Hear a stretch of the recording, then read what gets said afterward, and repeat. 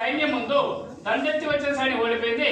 మీ సంతానం అంతా కూడా క్షేమంగానే ఉన్నారు. కానీ ఆ మాటలు ఉన్న తుంగధ్వజుడు చాలా సంతోషించి తన పట్టణానికి వెళ్ళి తన పట్టణంలో ఉండే జనాల కన్నా బిడ్డలను పాలిస్తూ అదే విధంగా ఒక శాసనం కూడా చేశారంట. ఈ పట్టణంలో నివసించే వాళ్ళు ఏడాదికి ఒకనాడు తప్పకుండా సత్యదేవుడు వ్రతం చేసుకోవాలి.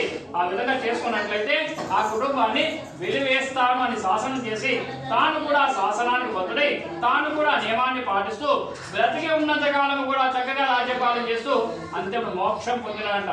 సనాతనుడు అయిన విష్ణు భగవానుడు ఈ కలియుగంలో సత్యదేవుడిగా అవతరించిన సత్యానాథులని సత్యానందుడు అని మనం పిలుస్తుంటారు. ఈ స్వామికి పూజాలు చేసిన వాళ్ళు, చేసినప్పుడు చూసిన వాళ్ళు, 5 గంటల విన్నవాళ్ళు, ఒకవేళ సమయాభావం వల్ల వినలేకపోయినా కూడా అంత్యం స్వామికి ప్రసాదం సేవించిన వాళ్లకు ఇటు ఫలితం లభిస్తుంది.